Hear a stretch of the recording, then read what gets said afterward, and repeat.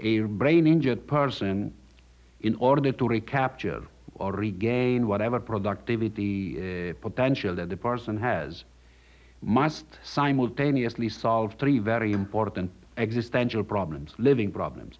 One is, how do I understand what happened to me and how do I swallow it without choking on it, so to speak? Awareness and understanding of the consequences of the injury is in itself a problem for the head injured person, because what has been impaired is the thinking machine, the brain. So that's one problem. The other problem is, how do I regain my capabilities in terms of problem solving, intellectual abilities? How do I compensate for memory deficits, for attention, concentration problems, and thinking disabilities? In short, how do I bypass intractable problems and yet maintain an ability to solve problems? And the third part is, when all the story is over and everything that could be done was done, I am supposed to accept a different kind of life than I had before, and I have to live with it with dignity. So rehabilitation is the ability to recapture the ability to be productive and to be able to accept gracefully the final result that is less than what was before. Coma survivor Patty Hogan.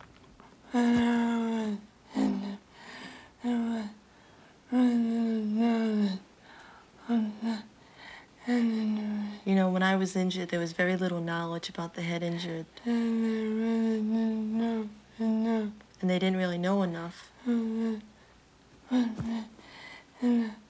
So they put me in a category.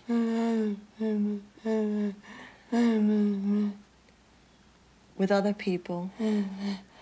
And they labeled me.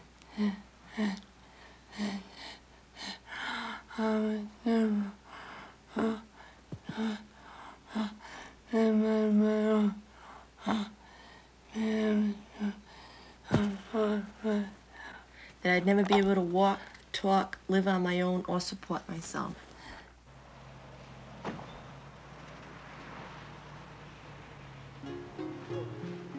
I've been up and down this street 100 times, trying to learn to walk again. Watching me right now, I may seem kind of slow. I often have to use a cane. And the speech problem I was left with after the coma makes it hard to understand me most of the time. But what you're seeing right now is one of my biggest victories. I had over 20 operations on my joints and years of rehab therapy to be able to get on this bus and go to work. Hi, Pat. How you doing? Good. Very good. It happened when I was 19. I was on a college field trip with 3 friends. It was raining. Our car skidded into a truck. I don't remember the crash or the 5.5 months I spent in coma. The Patty from before the accident, she's gone. The new Patty had to learn to eat, to get dressed, to communicate. I had a lot of fight in me, so I finished college and went on to grad school in the field of social work.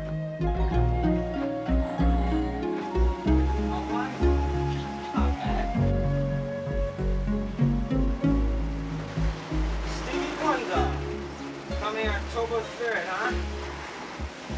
I don't know. You want to take me? That's Ned. We used to play music together.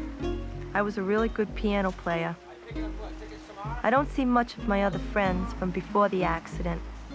For a while, they visited me in the hospital. But now, they're getting on with their own lives, I guess. And quite honestly, I'm trying to get on with my own life, too.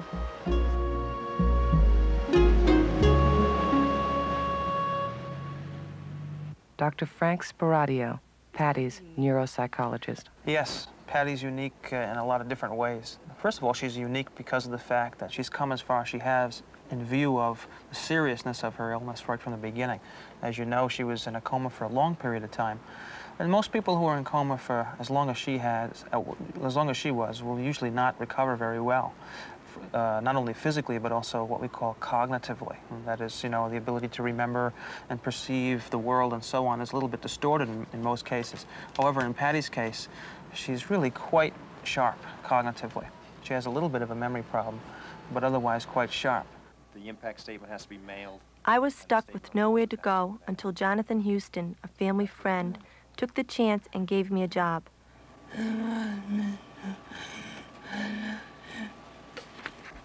Yeah, they're not in the file. We're working helping victims of violent crimes. I'm pretty good at it, I think, but because of budget cutbacks, I'm about to be laid off. I need another job. When she first came to work with us, there was a time period where the people on the staff really gave her some distance. We all gave her a wide berth. It was almost as though they saw Patty and thought, oh my God, you know, if I touch her or talk to her, I could end up like that. Just the fear of the unknown.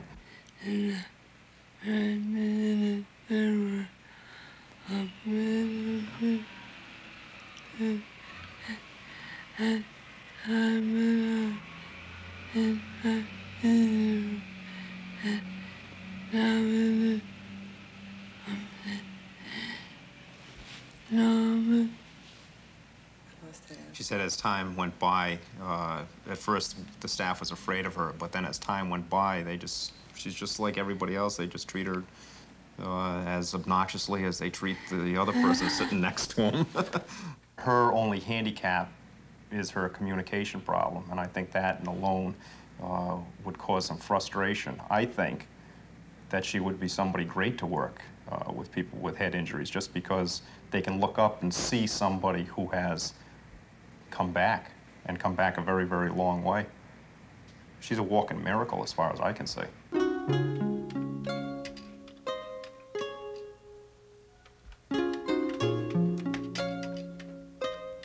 I'm as close to normal as I will ever be, and I have literally nowhere to go. They tell me only about 10% of the people who've come out of coma actually return to work. Getting a job isn't like making yourself learn to walk and talk again. Other people are involved. And the reality is, after 11 years of extensive rehabilitation, there might not be a place for me out there. You know, I don't want to depend on my family forever, but I sure couldn't have made it this far without them.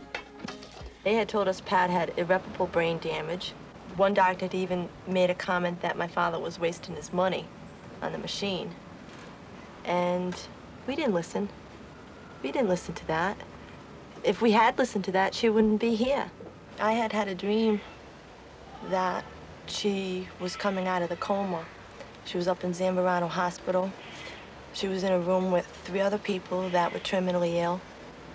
And I used to go up every day, too, or as much as I could. And I had a dream that she was answering me. So I went up there and I told her, Patty, I said, I know you can hear me, and I'm going to go through each letter of the alphabet. And when I get to a letter that you want, move your finger, because she would move her finger just a little bit, and the doctor would tell us that's an involuntary muscle movement. But we didn't believe it. But anyway, I went through the letter of the alphabet, and the first letter that I came to that she moved her finger was an H.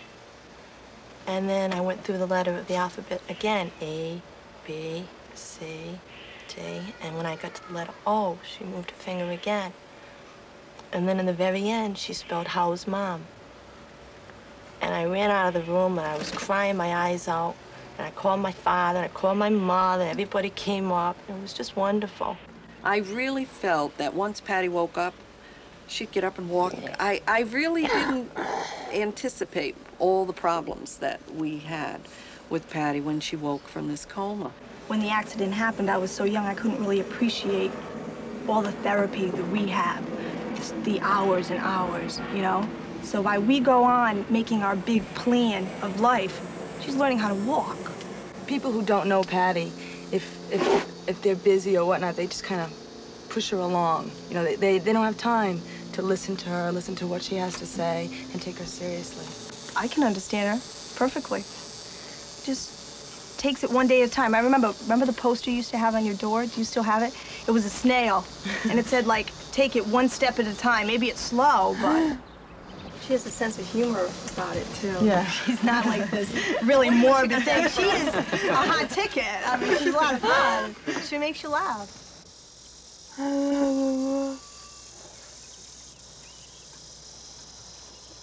had all this to say about you, and that's it? Oh, no! That goes for your clothes?